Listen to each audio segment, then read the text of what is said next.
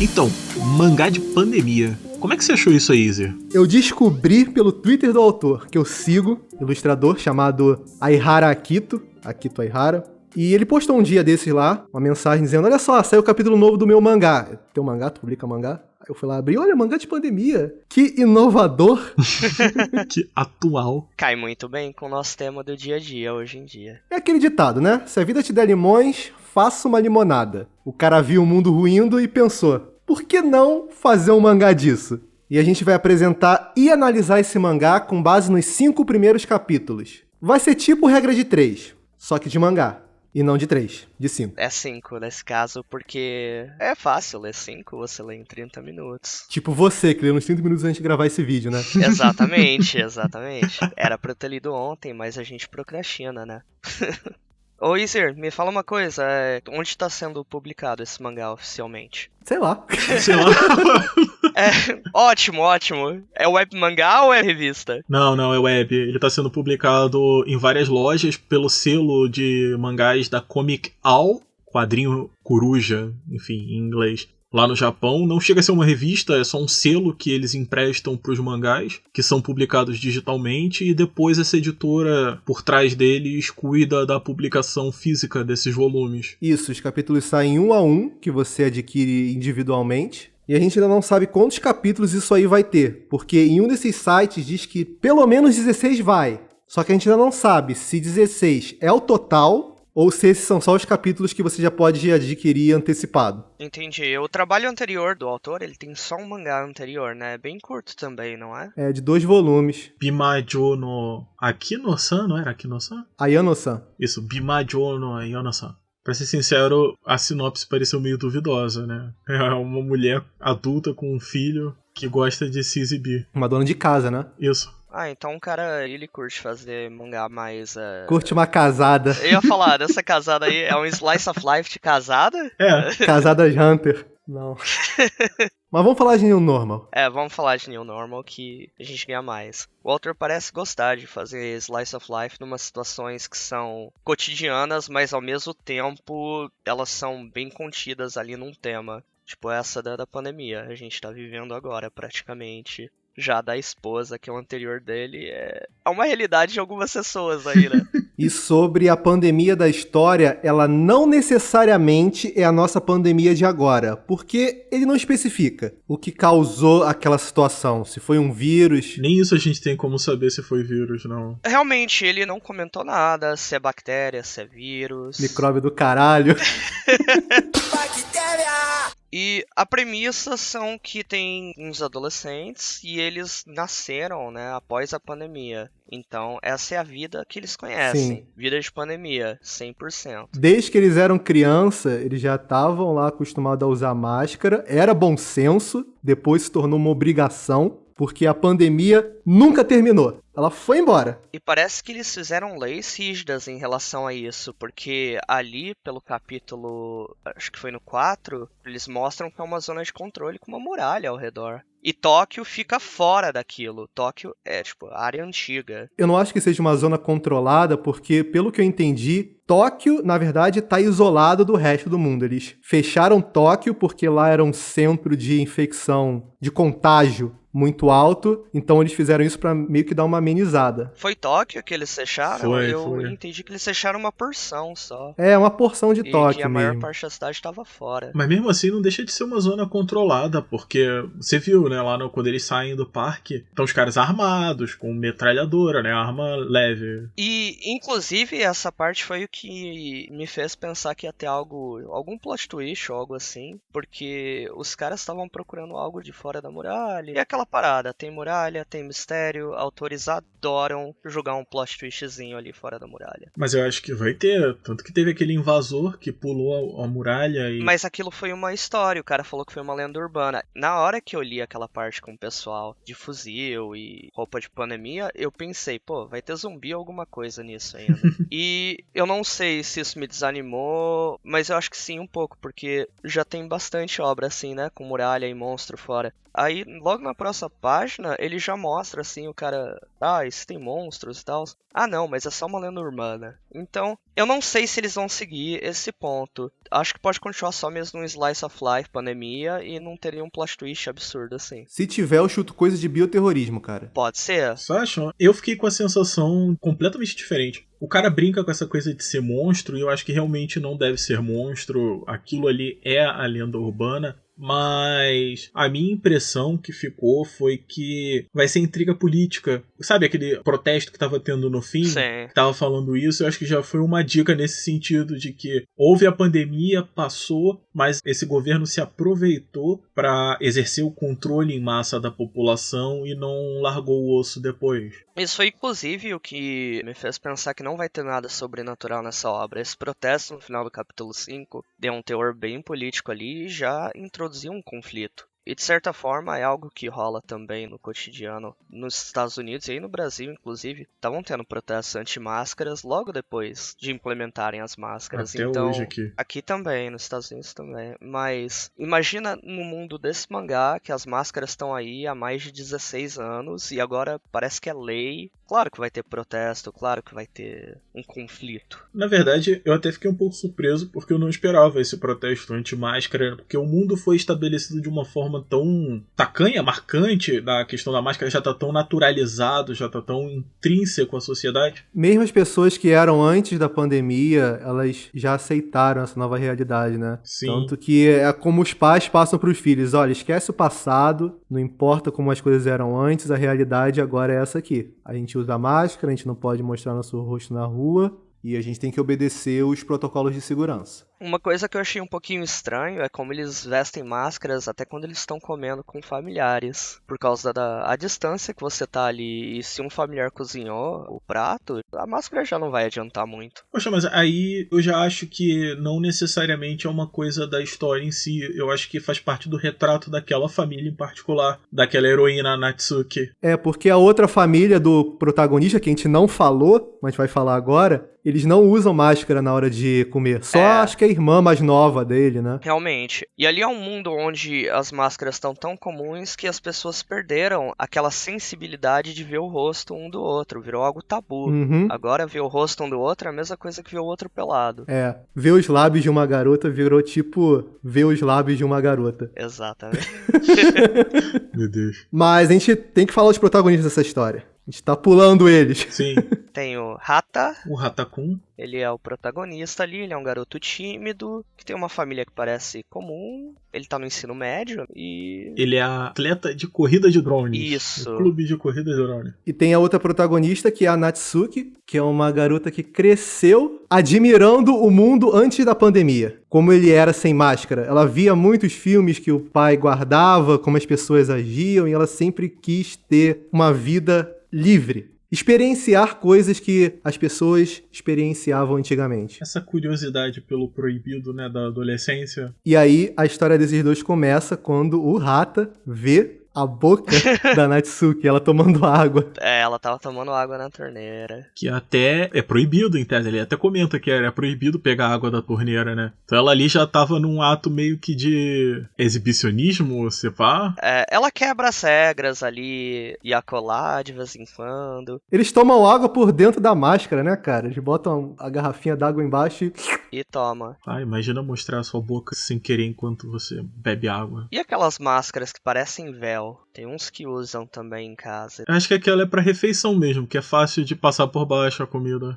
Mas apesar de que na escola, em lugares públicos, eles comem em lugares isolados. Isso. Sim. Eles têm tipo um cantinho. A escola parece ter um lugar só pra eles comerem, porque tem uma personagem que é introduzida um pouco depois, que o Hata também vê a boquinha. Ela está comendo, lambendo os lábios. Olha que erótico, senhoras e senhores. Virou fetiche, né, cara? Ver o outro comendo. Total. E parece que tem tipo umas cabines pra você comer na escola. Sim. Seria o fetiche de ver o outro comendo o esquete reverso? Oi? Meu Deus, o que você tá falando? Não, Izir, tem um nome, cara. Chama feeding. E existe. Ah, tá. Lembra aquele meme do Facebook, né? Que o cara come tudo, vai? Do Vegeta na imagem. Ah, sim. Que tem a imagem daquele artista, o Jun Navigavi, que desenha um monte de garota comendo. Ele tem até um artbook só disso. mas o protagonista ele vê a Natsuki tomando água e aí se cria uma relação entre os dois de que ela quer chamar ele pra tentar fazer coisas do antigo normal, tipo sair pra um piquenique, comer junto na escola. E essa relação acaba sendo mal entendida pelo Hata, porque ele acredita que ela tá querendo sair com ele no encontro, enquanto ela só tá querendo sair mesmo pra ter essas experiências, sem um romance. Ou pelo menos é isso que ela dá a entender, mas né? quando ela termina naquele finalzinho, quando ela, entre aspas, desfaz esse mal entendido, ela também fica com uma reação um pouco meio... não. Duvidosa, questionável. É aquele clássico, né? É o que ela diz no início, né? Pelo menos a proposta inicial dela era isso, de sair pra ter essas experiências. Se mudou depois, se vai mudar... Eu ia falar, é aquela introdução a romance que vai se desenvolver eventualmente, muito provável.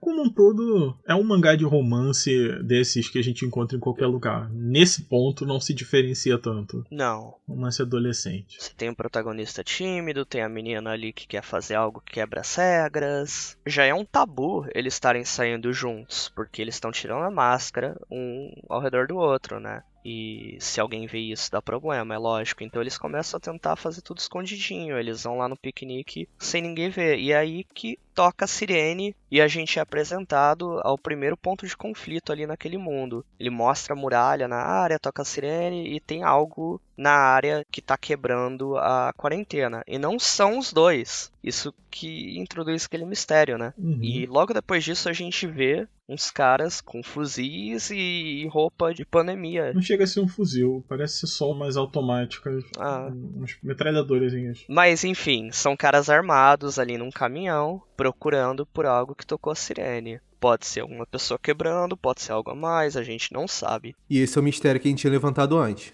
Agora, eu achei interessante a forma como o autor inseriu a tecnologia toda na história, ficou bem orgânico. Eu ia comentar isso também. Então. Eu também achei isso. Porque são uns 16 anos no futuro, mais ou menos. Só que a tecnologia evoluiu muito naturalmente do que a gente tem hoje. Então, por exemplo, tem drones, mas agora drones se popularizaram como um esporte que é praticado nas escolas e tem competição no Japão. Ou então, não é mais smartphone que eles usam tipo os smartwatch. Isso. Sim. Eu acho que isso é genial nessa premissa, porque se é uma pandemia, cara, telefone é o que mais junta bactéria e outras coisas ali. E com o bracelete você não precisa tocar em nada, assim, nem nada. Se eles colocam um perto do outro, já coloca o número um do outro ali, parece. Mas isso no smartphone até que já tem hoje em dia. Lá eles usam muito NFC pra fazer essa troca. Bom, o bracelete também ia juntar bactéria pra caramba. Sim. Mas o smartphone tem tudo quanto é impureza, você pode deixar num lugar, tudo. O bracelete é mais algo que fica em você sempre. O mundo deles é o nosso mundo readaptado para a situação que eles vivem. Isso. Não, e outras coisas. A câmera que vai medindo a temperatura dos alunos enquanto eles entram na escola. Será que esse relógio também consegue captar a temperatura da pessoa? Provavelmente. Ia ser útil nessa situação. Pra já emitir um alerta pra própria pessoa caso ela Isso. tivesse temperatura corporal acima do recomendado. E aí essa pessoa não iria pra espaços públicos. Agora, sabe uma outra coisa que é interessante? As bocas. O autor desenha elas muito bem. Ele desenha as bocas de forma sensacional. Ele desenha muito bem em geral. Ele é muito bom, realmente. As ilustrações dele que ele bota no Twitter dele são muito boas. Claro que no mangá é um pouquinho inferior, porque tem lá o ritmo de publicação e tal. E tem que fazer mais simples, mas no geral ainda assim é bonito. Todos os personagens são muito bonitos e atraentes aos olhos. Inclusive foi uma das coisas que me prendeu na história. A Natsuki, quando ela tira a máscara, a face deles tem bastante detalhe legal. Ele também focou com os lábios bem carnudos e tal. E isso é proposital até, né? Porque esses lábios agora são um tabu e ele desenha eles bem bonitões, tudo. Dá aquele ar, né? Que a gente esconde, mas é algo atraente. A gente em geral tende a ver como mais reluzente coisas que são alvo da tentação, sei lá. O desejo embeleza. Agora, eu acho que um tópico que a gente não chegou a falar muita coisa foi essa questão mesmo do quão acaba tirando um pouco da imersão a gente na história, como realmente parece uma mudança radical demais pro espaço de tempo que teve, né? De em 16 anos eles já terem adotado esse estilo de vida, né? Isso. E ser tão pesado assim, porque você teria filmes, televisão. Quer dizer, você pode até pensar que nesse mundo a adaptação seria mais radical, então nem na televisão as pessoas apareceriam sem máscara. Mas é difícil de imaginar imaginar que eles teriam simplesmente apagado da existência toda a produção imagética e audiovisual anterior, sabe? Deu reboot na humanidade. Sim. Apagar não apagaram, né? Porque a Natsuki vê os filmes do pai dela, né? Não, mas são gravações particulares ali, né? São? Pode até dizer que são... A mãe comenta que ela fica vendo os vídeos gravados por eles no passado. Ah, tá. Isso. E eu achei também que é uma mudança muito extrema. A gente ainda não sabe há quanto tempo atrás essa doença se originou, né? A gente sabe que foi antes deles nascerem. Mas não parece ter sido muito antes. Ele fala que foi pouco antes de nascerem. Sim. Pouco antes. Então a gente pode assumir que tem uns 16 anos e mesmo que a pandemia, onde a gente esteja vivendo hoje em dia, tenha mudado muita coisa em só 2 anos, eu acho que 16 ainda é pouco pra história. Sim. Talvez ficasse mais acreditável se eles prolongassem esse tempo onde se originou e até onde a história se passa. Sim. E também tem a coisa toda, né? O protagonista vê a família sem máscara dentro de casa, né? Então, tipo, ia ser uma situação muito esquisita. Imagina, você jantando com a sua família, todo mundo sem calça, sabe? Não rola. Eu tava pensando enquanto tava lendo, talvez alguns personagens realmente tenham mais vergonha de tirar a máscara até em casa. Como alguém que não curta andar sem camisa, ou coisa do tipo.